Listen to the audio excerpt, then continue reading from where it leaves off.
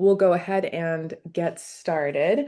So, quick intro. So, I'm Isa Hasty, Senior Content Marketing Manager here at Feathr. And I love just chatting with nonprofits about what's working, what's not, trying to provide some best practices and recommendations around campaign types, channels that work, strategies that we've seen work for customers.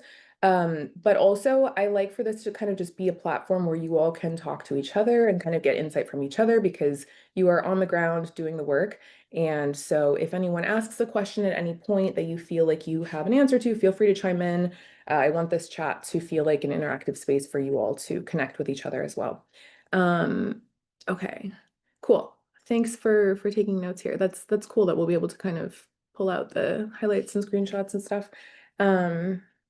Thanks. Also, I included my email address here, so I'll be sending out the slide deck and the recording tomorrow morning, so keep a lookout in your email inbox for that. And feel free to email me if you have any questions about the webinar or if you have any topics that you'd like me to cover in the future. I'm always open to any feedback that you all have. And then Feathr, so we are the digital marketing platform for nonprofits.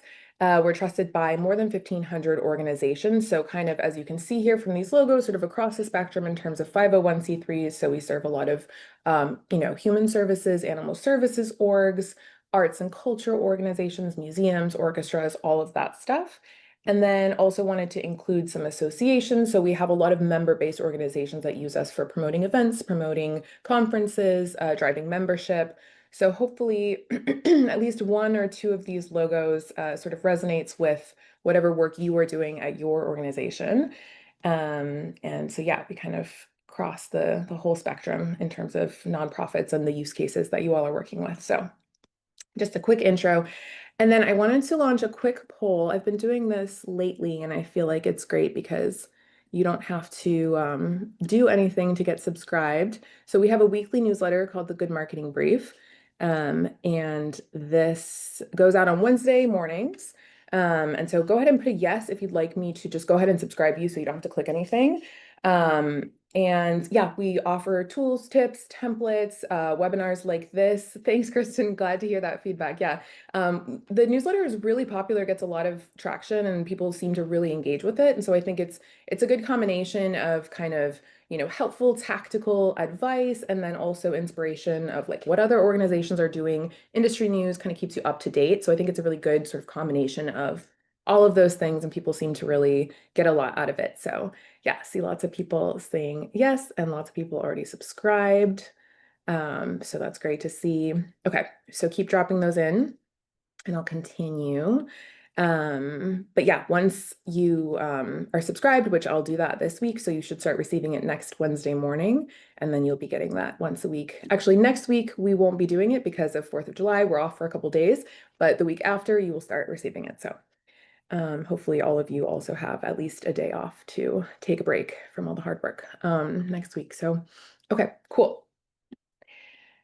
All right, moving on. So I want to talk a little bit today about some general tips for multi-channel marketing. And, obviously I'm going to be showing a lot of Feathr campaigns today because that's what I have access to. I think that's a really great way to highlight the different types of campaigns you can run in terms of getting in front of new people, nurturing them, staying on their radar, and then driving those conversions, whatever that might be. So driving donations, end of year appeals, maybe you're promoting an event, a fundraiser event, or an annual conference, member-based initiatives, things like that. So I'm going to be showing 7 different examples of these sort of multi-channel campaigns, including a lot of those awareness campaigns, a little bit of social media, site retargeting, email, so kind of the full spectrum of what you can do with multi-channel marketing. And so I just wanted to add this sort of note that even though I'm going to be showing you what's possible in Feathr, these things should be things that you have access to in whatever marketing platforms you're using. So ideally, you can run digital ad campaigns that get in front of new people who might not know about your organization, and then running more digital ad campaigns to retarget people who then come to your site and leave without converting, which is the majority of people, right? And then email marketing. So ideally, having an email marketing platform that works in tandem with those other campaigns, social media, digital marketing, all of that, so that you can kind of see what's working and what's not at a glance by having all of your analytics and reporting in one platform. So again, showing Feathr examples today, but the idea is for you to just get some inspiration from seeing these visuals, seeing these creatives, seeing these campaign types, and then hopefully you feel like you can go and implement this in whatever platform you're using. I'll explain a little bit more about Feathr at the end if you're interested in learning more. But yeah, I just want to kind of provide insight into what a marketing campaign should look like from start to finish for you.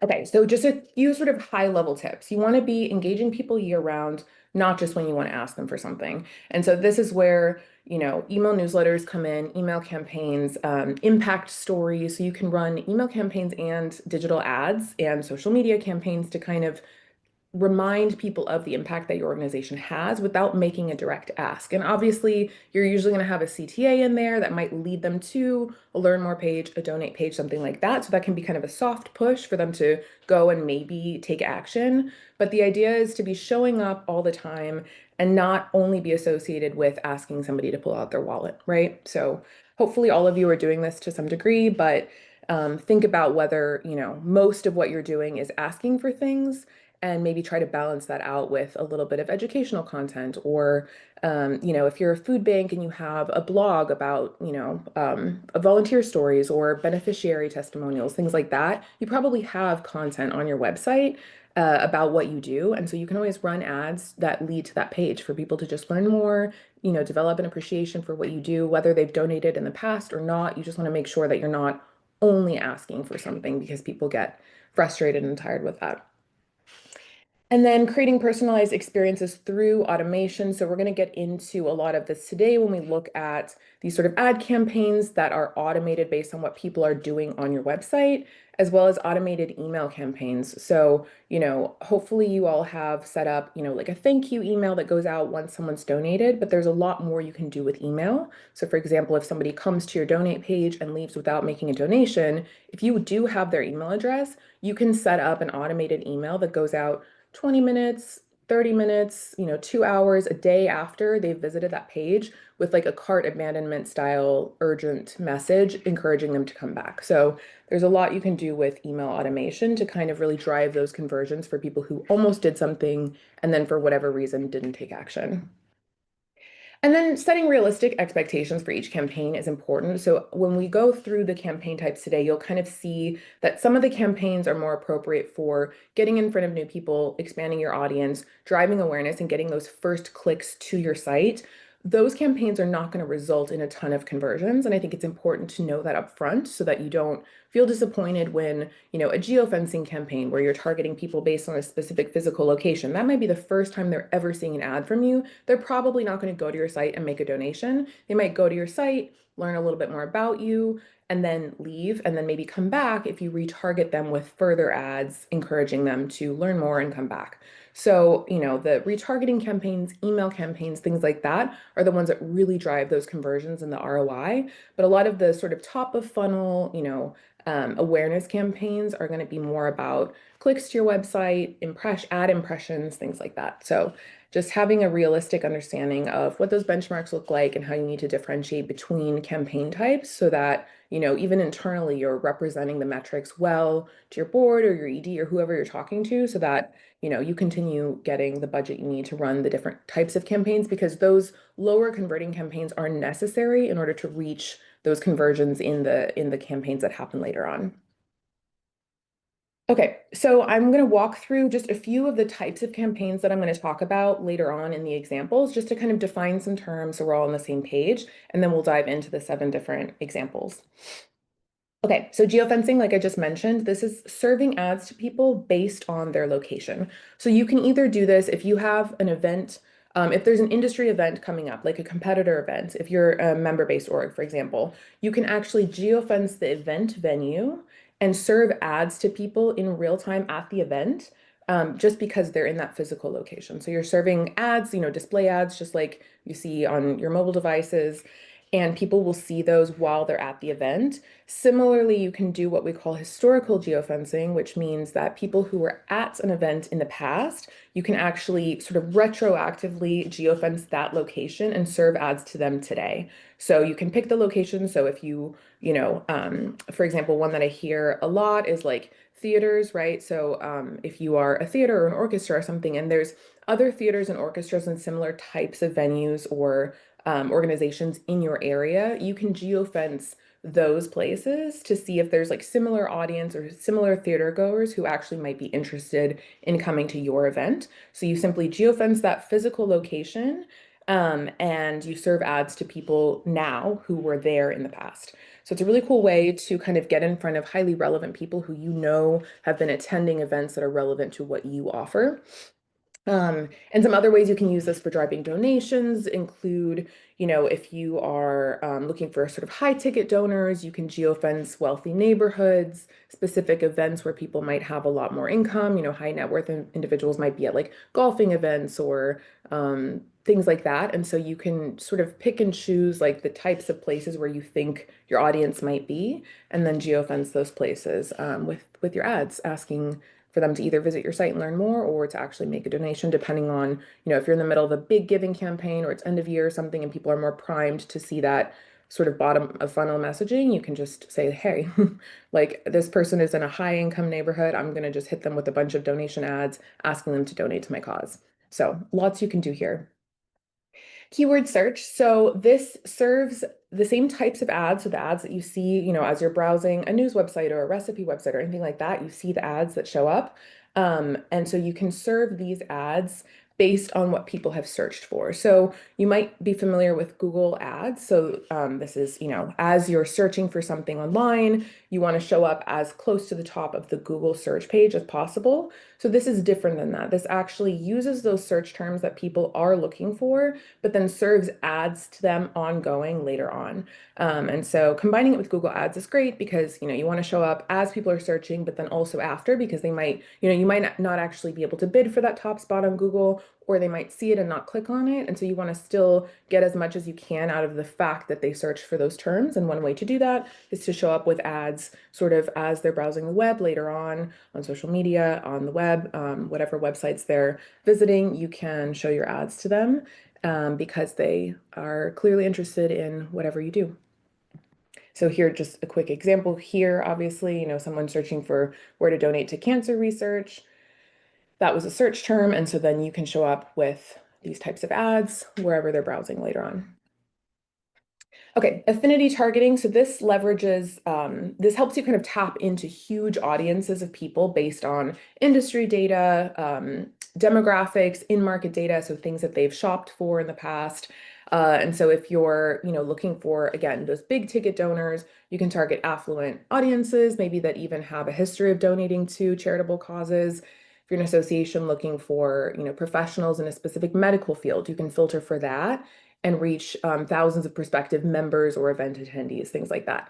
And then one of the greatest things about affinity campaigns is that you are getting this immediate access to new audiences without having to build up the first party data, like with website visits, right? So obviously first party data is the most valuable when you can get someone to come visit your site and then serve them ads. They're interested, they're engaged.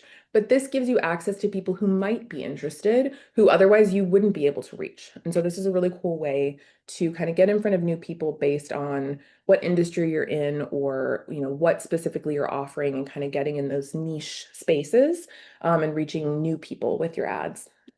And then email marketing. So this is also called CRM retargeting. So just to be clear, no emails are sent as part of this campaign. You're simply using email lists. So you basically can upload email lists, or in Feathr, you can just select emails that you already have and serve ads to the people whose email addresses you have. And so this is a great way to reach, like lapsed donors or previous year's attendees to an event, things like that. So you have their email, that they're in some way interested or engaged, or they were in the past. They might not have been to your website recently. And so with retargeting, you have to you're serving ads to people who've been to your site in the recent past. With email mapping, you can reach people with those same types of ads wherever they're browsing online, simply because you have their email address. So this is a great way to reach them, not just in the email inbox, but also as they're, just existing online. And so if you have an upcoming event or an upcoming donation drive and you want to reach people who've, participated in the past, but maybe haven't visited your site, you can reach them both through email and through these ads, which is a great way to, again, just reach them in multiple places. That's the sort of crux of multi-channel marketing, is showing up in all of the different places that someone might see you. Okay, and so now that we've talked a little bit about awareness, let's talk about sort of driving those conversions, nurturing people, keeping them in the loop, and getting them to take some kind of action. So ad retargeting, I've talked a little bit about this already, but 84% of visitors, web visitors, leave the site without converting. And so this is, obviously a high percentage of people who are coming to your site for whatever reason. Maybe it's through an awareness campaign, maybe it's through word of mouth, maybe they've searched for you, it's organic search, anything like that. But most people will not convert or sign up for something, buy something on the first visit. And so, yeah, and then according to Impact SEO, 60 to 70% of visitors to nonprofit websites actually bounce. So this is slightly different than not converting. So this means that they don't even navigate to another page or continue to engage. So somebody could hit your site, look at a few pages and still leave, but the number of people who hit nonprofit websites and actually just leave from that page is relatively high compared to retail companies, larger organizations. And so this can have a lot to do with just the user experience on your website. So you want to make sure that your website is mobile friendly. You want to make sure that your branding is on point and things are just easy, that pages load fast. I always recommend making sure that you personally and your team members have gone through the donation flow or the sign up flow for an event and making sure that it works, right? Like making sure that when you go to on your phone and you click through one of your own ads, you can get to a page where you can easily sign up for things, easily donate, and then you get the appropriate confirmation emails and things like that. So just making sure all of that is seamless and works well can really help reduce bounce rates on your site and also increase conversion rates. But all that being said, it's still realistic that people are not going to convert. Most people are not going to convert on the first visit. And so that's why retargeting exists. So it helps you kind of stay, top of mind for people who have visited your site but left. And so you can continue serving ads to them. And again, if it's a net new person, you might serve sort of more educational ads or sort of soft pushes to get them to come back to your site. And then as you've been serving more ads, you might kind of move them into a phase two of a little bit of a harder push, or if they visit your site a second time and don't donate, that indicates some kind of, high intent. And so you want to then adjust your messaging to account for that. So you might actually say hey, please come back and donate, or, maybe a dollar impact statement or something to really drive urgency. So you want to adjust your messaging as people sort of self-select down your marketing funnel.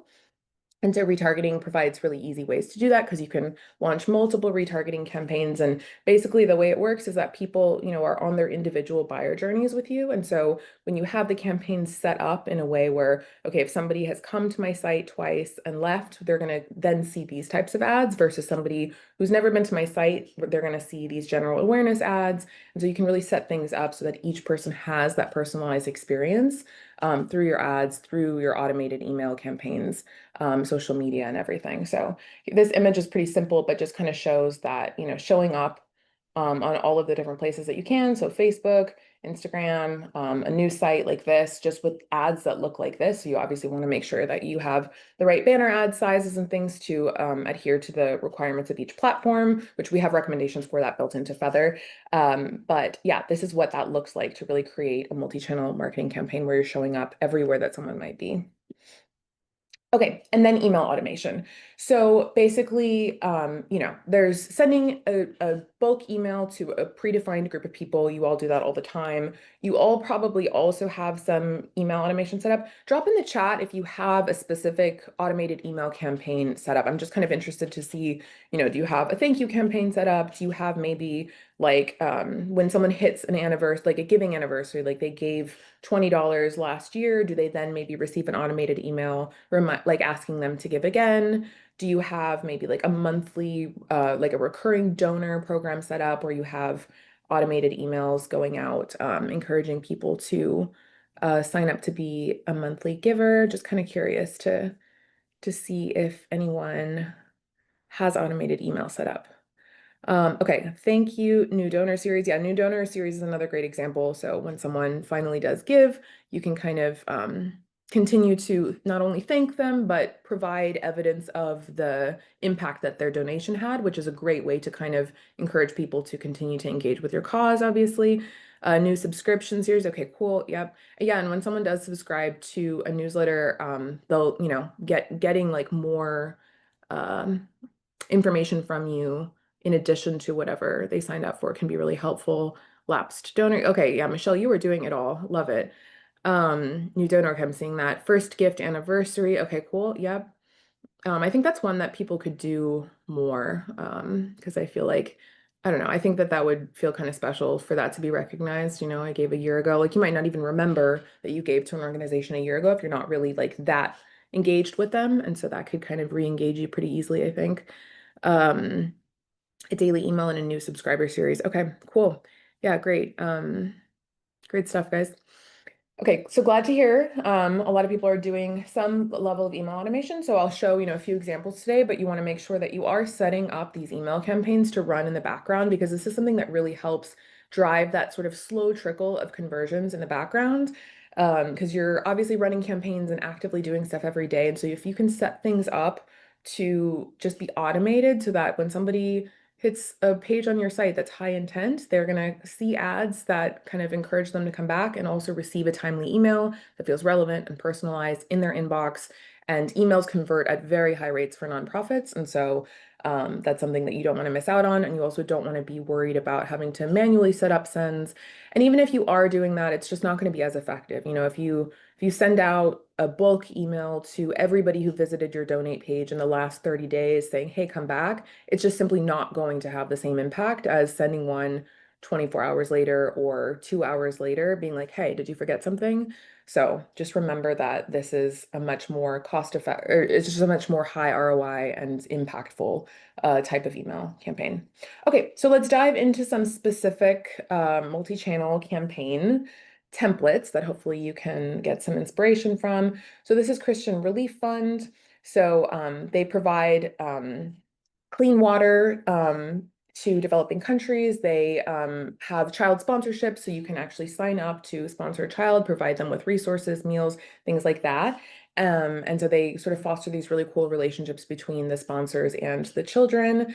And so they deliver a lot of value through all of these campaigns that they run. And so starting with awareness, so they run a lot of geofencing campaigns. And because they're a faith-based organization, they're obviously targeting churches a lot of the time. And so this is just a cool example of Orphan Sunday. So this is I think the second Sunday of November is called Orphan Sunday. And so a lot of churches celebrate this. And so people who, attended this specific church that does celebrate this might be sort of more primed or interested in an organization that deals with orphans. And so they geofenced this church and served these ads to people who had attended that event. And I think it's important also, I'll be pointing this out throughout, but paying attention to how low the budget is for these campaigns. So generally for digital ad campaigns, the budget can be pretty low and you can have a high impact. And so for these awareness campaigns, for example, $50 can actually get you in front of a lot of people.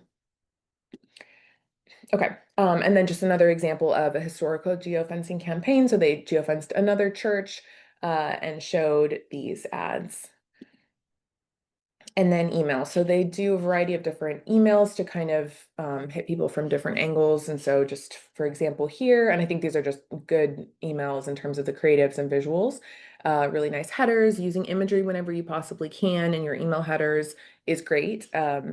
Because you probably have imagery, and even if you're an animal shelter, obviously it's low-hanging fruit. I think with some organizations, it can be a little bit more sensitive. You can't necessarily show images of your beneficiaries and things like that. But there's a lot of ways around that, getting creative with just using stock imagery. Canva has a lot of great imagery that you can pull. And so even if if you're a food bank and you can't show the people that you actually serve or your neighbors, you can always pull imagery of, people working in a food bank. You might even have photos of volunteers that you could pull into email headers. And so, yeah, email headers that have imagery in them and just prominent text and good contrast tend to perform much better.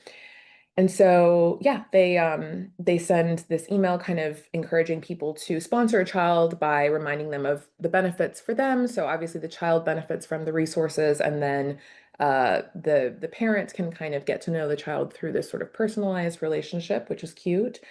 And then, yeah, highlighting sort of a giving day. And then also they have a gift catalog, which I know a lot of international humanitarian organizations have this type of thing. And so a lot of the time, end of year, there's a gift catalog where people can select directly from there. And then this was a gift match campaign here on Giving Tuesday. So really highlighting if you are able to do a gift match, doubling people's donations, make sure you highlight that wherever you can. And then site retargeting. So this was for people who visited their site and visited their donate page. So that indicated high intent for CRF. And so then they served these types of ads to people. It's not too late, sponsor a child today. So a little bit of urgent messaging, kind of really driving people to feel like they need to take action. And then again, high donor intent, or sorry, actually, this was high sponsor intent. Okay, so this was sponsoring a child, so people who visited the sponsorship page, and then encouraging them to become a sponsor. And this is high donor intent. So people who visited that donate page, they would then be served ads. So they did split this, right? So people who they are getting in front of the geofencing campaigns, they're getting in front of people who are interested in this cause potentially. So that's bringing people to their website and then letting people kind of navigate as they want. So that's where this split happens. So people might go to the website, go to the homepage, learn more, go to the about page, things like that. But then somebody who's actually interested in sponsoring a child, that's very different than making a $20 or even $100 donation, right? And so you can kind of see based on what people are doing on your site, what they're interested in. And so that's when they split this to serve ads to high intent donors, right? So people who have visited the donate page and left. So then they'll serve them these ads like this, like these here, encouraging them to make a donation. Again, these, statistics and dollar impact statements, just really driving home how much of an impact each dollar can make, versus these, right, which is providing information about the benefits of sponsoring a child, again, which is different than making a donation. So kind of, yeah, splitting off those two different audiences and serving them targeted messaging based on what they've indicated that they're interested in. Because again, if somebody visits your sponsor page and then you serve them donate ads, they might end up making a donation. And if they're invested enough, they still might end up going and, sponsoring a child. But it's better to just serve that individualized messaging based on what they've done because it's more likely to convert. And then they have this automated email campaign. So I just wanted to call out a couple things. So this was sent automatically to people who visited the Give page and did not convert. And then as you can see here, you can set the delay. So they set a delay to 24 hours. So anyone who hit that page left would get this email a day later. Just again, reminding them of for just $35, you can change a life. And then this allows you to select whether you want this to go out every time somebody completes this action or just the first time. In most cases, it's probably appropriate to just do this one because you don't want to hit people with the same email. Each time they hit that page, you want to be serving them different types of ads and making sure they're not seeing the same thing again and again. And, if you want to set up multiple automated email campaigns so that each time they hit the donate page and leave, they do receive an email, you'd want to make them different emails with different messaging, different imagery, things like that. And you can do that. Those would just be separate campaigns. And yeah, they had huge success. So this was this past year, end of year. So for child sponsorships and for donations, they were actually able to raise $137,900. And this number was even lower just a couple months ago. I did a case study with Caleb, the marketer at this company, at this organization. And when we last chatted, it was at 107,000. So I guess the conversions have kept coming in from the marketing efforts that they put in at the end of last year. So amazing, amazing results here.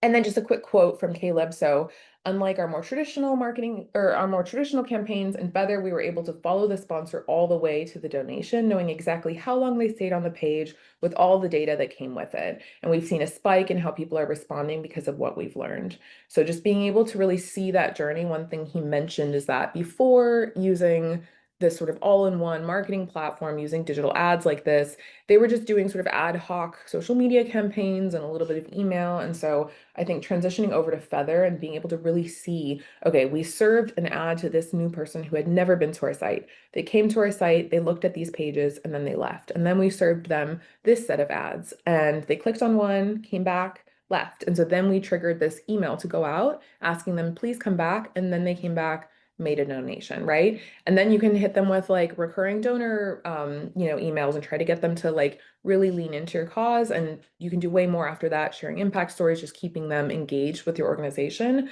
But being able to really see that journey is so important. And that's part of doing good marketing is being able to see how people are getting to your site, what journeys they're each taking and what the most common journeys are. You can get to know your audience better. You can understand what messaging is resonating and what's not.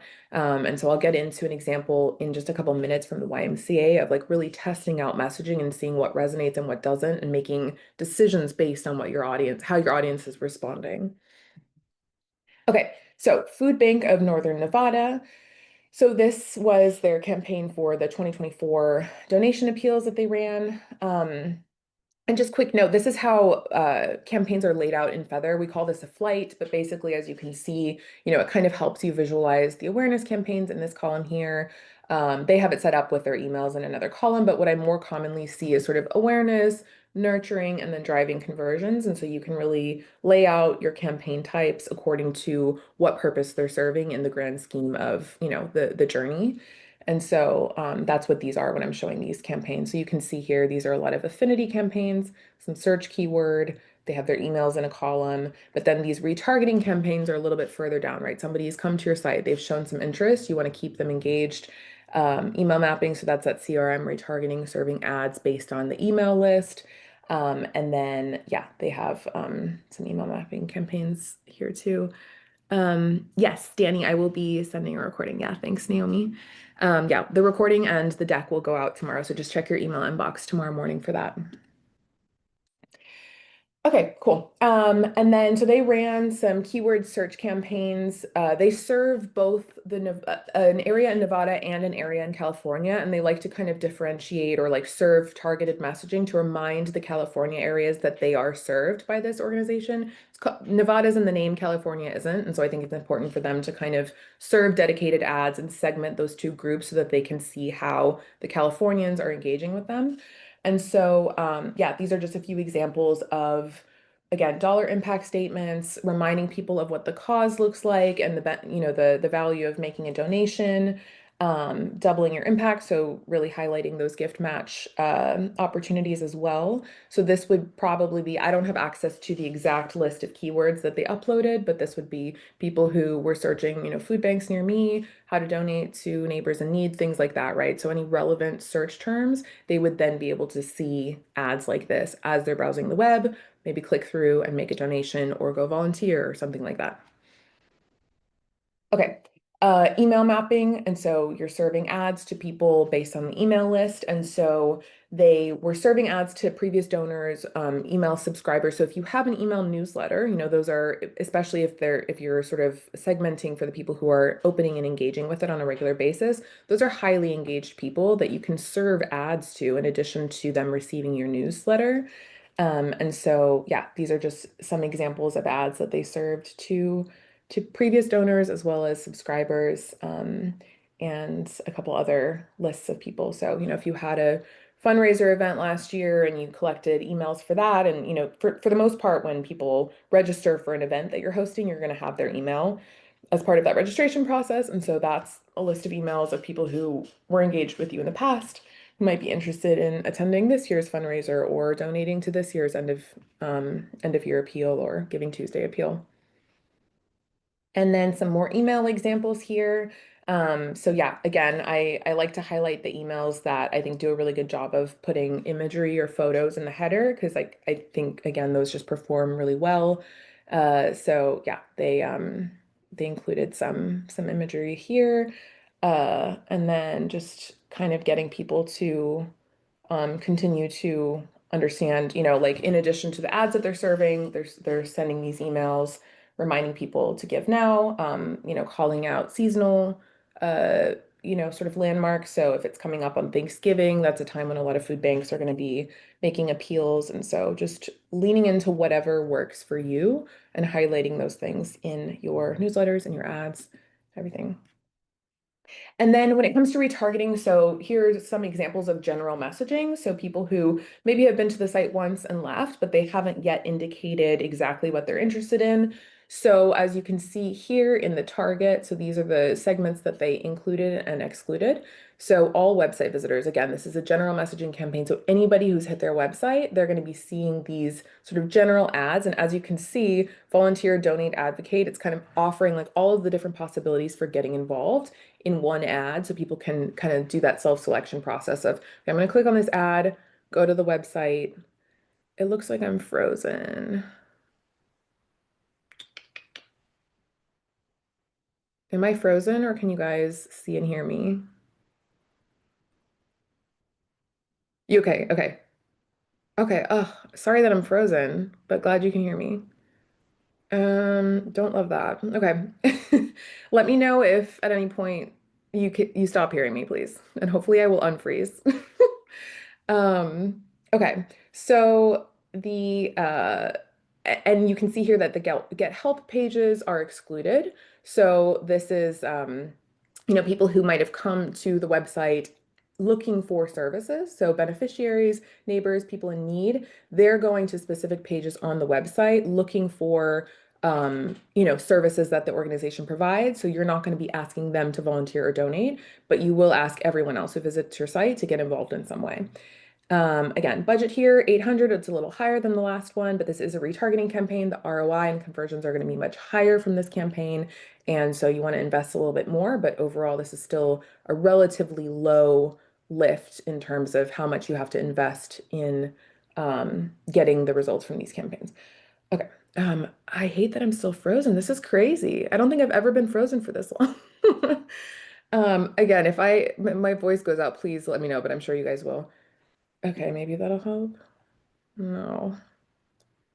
Ugh. Okay. Well, I'm just gonna keep powering through and maybe it'll solve itself. Let me turn off my camera and on again. Hold on. Okay, cool. Should have tried that sooner. Um, Perfect. Okay, you all can see and hear me? Okay, cool.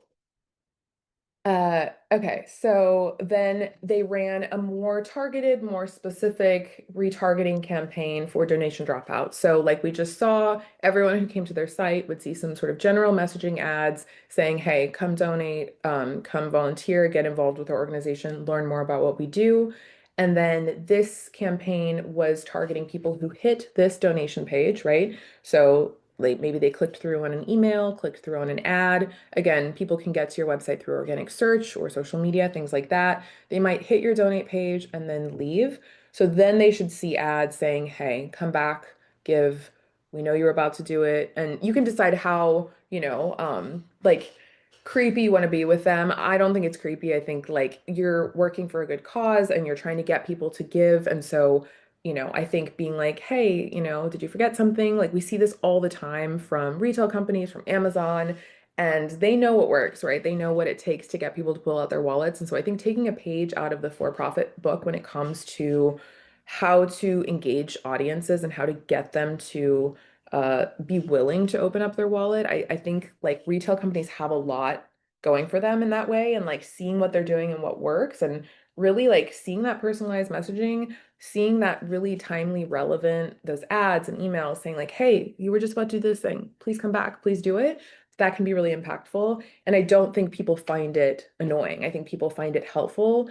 And worst case, they don't give. Worst case, they decide that they're not going to convert. Maybe they never were going to in the first place.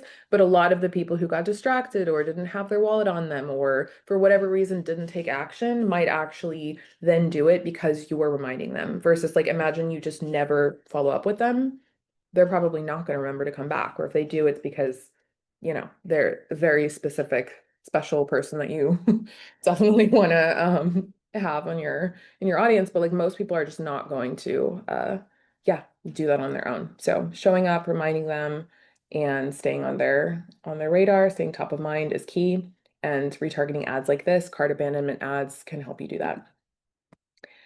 Okay, and then this campaign performed really well too. So they were able to bring in almost $118,000 in donations with 467 actual donations. So amazing results for this as well.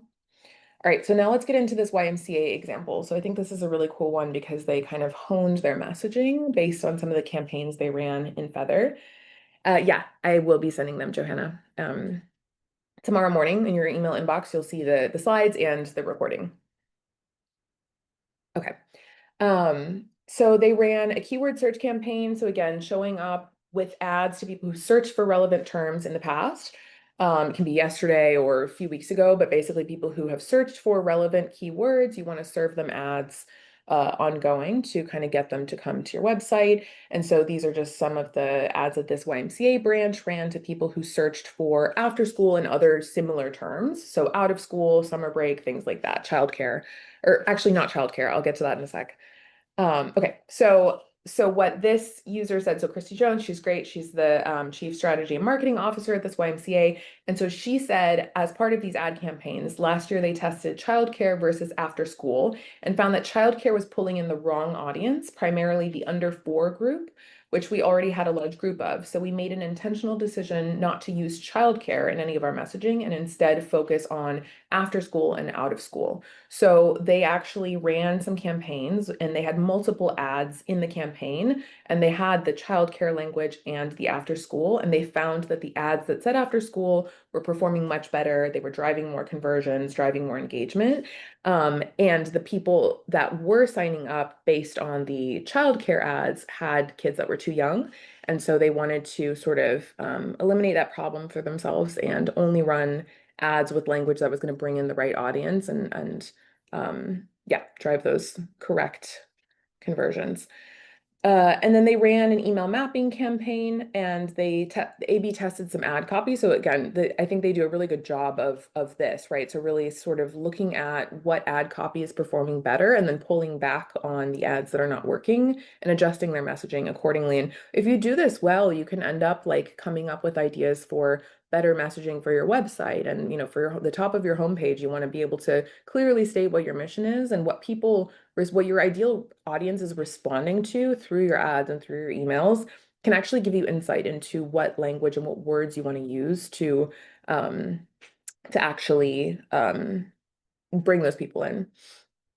Okay, so as you can see here, they tested out summer break programs and out of school programs, and this one performed better. So this is a pretty like small test. It might not be statistically significant, but I think it's just cool that they put so much intention behind testing out different ad copy. They got 14 conversions from this one and only 9 from this one. So both performed okay, but again, I think it's just useful to have an ad platform that lets you run multiple different ads in a campaign and sort of pull back and add more budget or remove budget from the ones that are working or not working and adjust your messaging. And when you are sort of owning your own ad campaigns versus like outsourcing to an agency or something like that, you can really see in real time how the campaigns are performing, what's working, which ads people are clicking on. And that gives you the opportunity to do things like this and see, okay, this messaging in this ad is working. It's driving clicks, it's driving, maybe some conversions.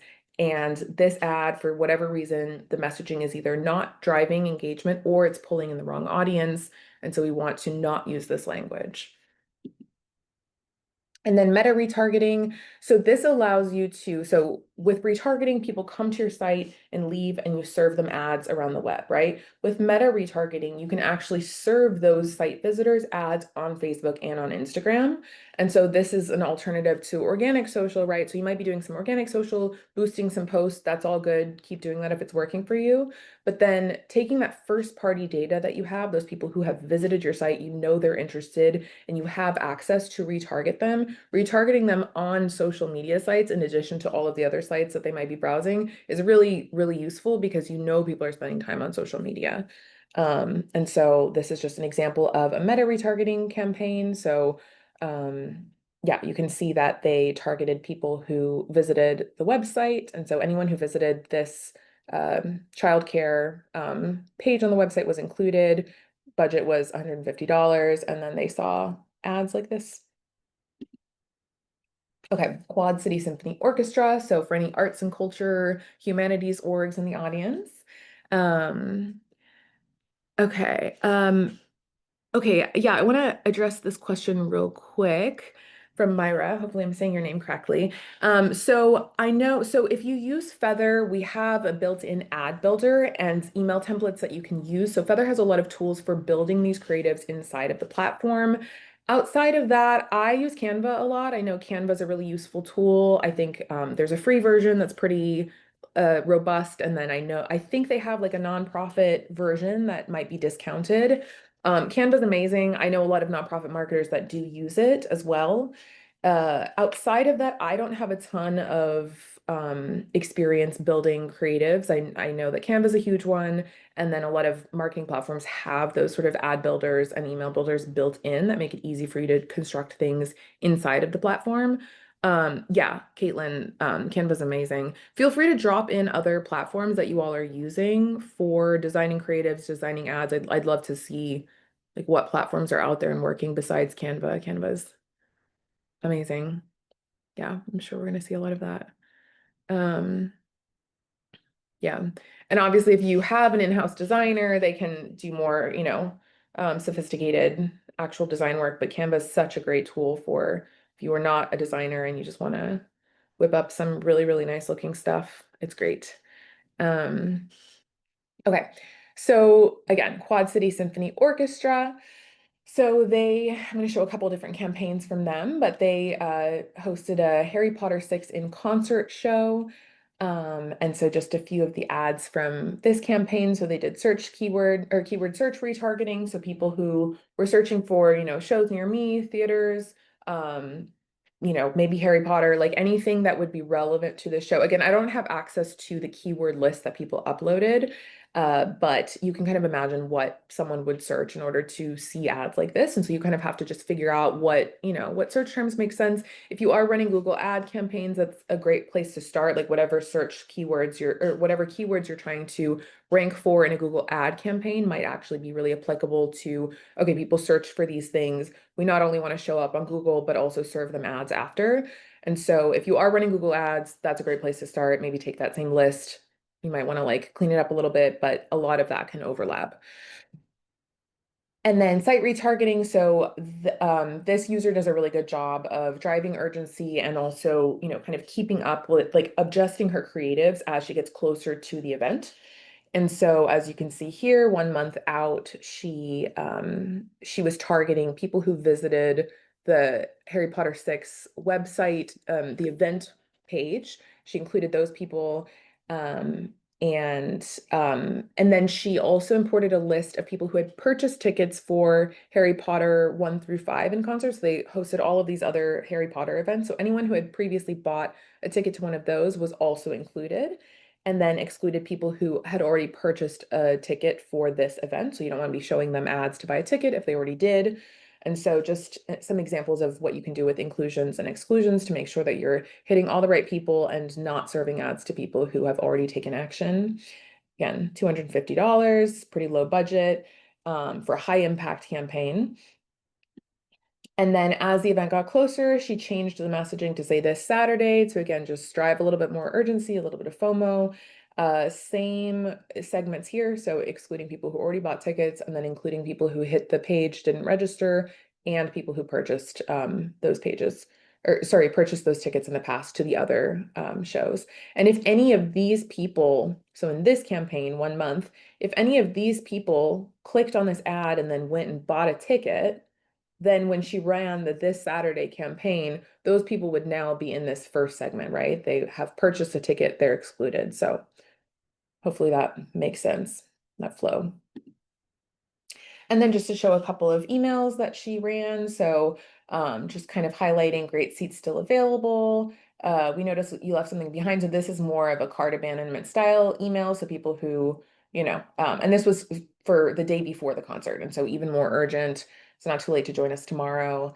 And so, yeah, just making sure that you are sending those timely emails. This is an automated email that went to people who hit the page the day before. Okay, and then they brought in $74,600 dollars in ticket sales for this, 508 ticket purchases. So another really successful event. And then they also ran Hocus Pocus in concert. And so these are just some of the ads they ran. This was an affinity targeting campaign, so they're able to filter for people who were in market for movies, movie theaters, film festivals, Broadway, and musical theater. So people who have interests in these things might be good fits for Hocus Pocus in concert. And then site retargeting. So again, this just kind of shows a long list of the targets that they included and excluded. So people who purchased the tickets to the show were excluded as always, but then lots of other groups included. So people who interacted with specific ads that they were running, people who visited the page for this event and didn't register, people who visited other relevant pages and didn't register or didn't then navigate to this page. So just kind of picking and choosing the segments in your audience that are really highly engaged or likely to want to attend this and going from there. And then this is Nightmare Before Christmas in concert. So she does a lot of really cool stuff with like retargeting people who came to a relevant show in the past. So she kind of was like, okay, Hocus Pocus, Nightmare Before Christmas, nostalgia for millennials, kind of spooky theater stuff. And so she is very thoughtful about who she includes in these campaigns. And then this one drove almost $12,000 in ticket sales, almost 100 ticket sales here. Okay, Arkansas Hospice Foundation. I'm going to speed up a little bit because we're starting to come up on time here. So they have a Party at the Plaza fundraising event each year. And so they ran some historical geofencing campaigns. You can see here that they targeted these specific locations. So the plaza where the actual event was going to take place. So people who live around there, hang out around there might be going already to events at Argenta Plaza. They're a prime audience. And then some other events here, budget is $300. You can kind of see some of the awareness ads they ran here. And then affinity targeting, so they were able to narrow down people who are interested in concerts, music festivals, things like that, and show them these ads. So really honing in on those audiences that are already interested and regularly purchasing tickets to similar events. You can get in front of them. And then site retargeting. So yeah, showing these ads to people who visited the page about the event and then left without registering. And a reminder email. And so yeah, just kind of showing who they included. And these are all lists that they included. So didn't open email one, promoting Party at the Plaza. And then clicked on a link on the Party at the Plaza page, but didn't actually register and viewed the page and didn't register. And then just a quick quote from Laura, who's the Outreach and Development Director at Arkansas Hospice Foundation. So she said, "We noticed a lot more interaction with our content and much higher attendance at last year's event compared to the year before, and we felt Feathr was the biggest driver in that. Last year's Party at the Plaza ended up being our organization's most successful fundraising event of all time."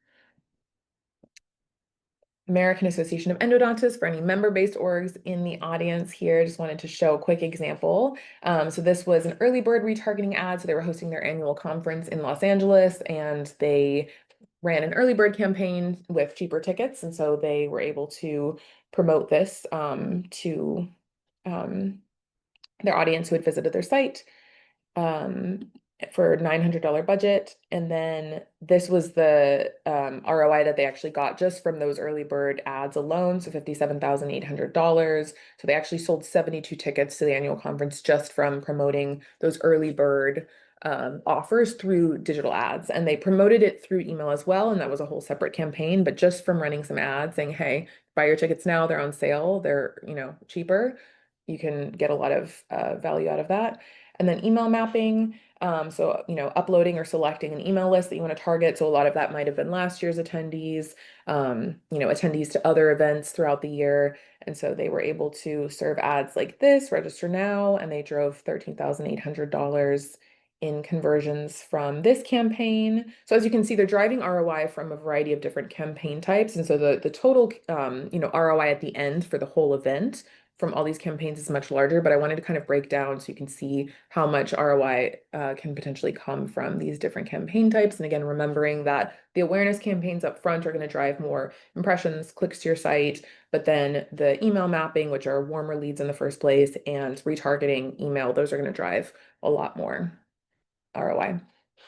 And then highly engaged people. So these are people who maybe visited the event site several times. So you can, again, select what you want that profile to look like, but then targeting those people with maybe more specific ads about what they'll get out of the event. If you have some speakers coming, special events like an after hours cocktail hour, something like that, you can highlight things like that, earning, credits, CE credits, that can be a big one, networking. So any sort of like perks to attending your event, you can highlight those in ads. And especially when you're running animated ads, it gives you a lot more space to show more text without it being too text heavy. And then cart abandonment. So people who, visited the page and left, they might see these more specific ads. And again, this might be if they visited it a couple of times and left, as opposed to visiting once or visiting, the home page and leaving. They'll see the more general messaging ads, and you can get more specific and ask them to sign up. And then they had, obviously, this is a high ticket value item, but $675,385 in conversions from all of these campaigns. And then, okay, Japan America Society. So I'm going to really push through this one real quick, but this is a great organization. I love their creatives. I think they're just so beautiful.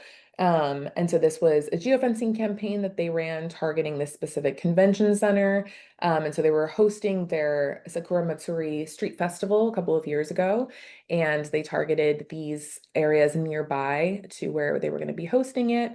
And there's a lot of sort of venues and convention centers around here that people might be attending events at, and they might be like prime audience for attending an event like this one. You can see a few more of the targets around here as well. And then these ads are just really beautiful. Site retargeting. So again, people who visit the Sakura Matsuri page and leave without buying a ticket. And then people who visit the ticket sales landing page. So this might be an about the event page, and this is about, actually buying a ticket. So those often are separate pages. And so you want to include both of them because both indicate interest in the event. Budget is super low here. And then I wanted to show the emails because I think they're just really pretty. This countdown timer is something that you can do in Feathr. I think some other email platforms might offer it. So this is 0 because I took the screenshot after the event, but this, would have kind of a countdown that I think drives some urgency and excitement around the event. And yeah, just really, really beautiful emails that you can see here. And yeah, really pretty colors. I love all of her creatives. And then the conversion value here was 4,473. So this is a bit of a more affordable event. It's a cheaper ticket. And so it's not a huge ROI, but they sold 423 tickets through these campaigns.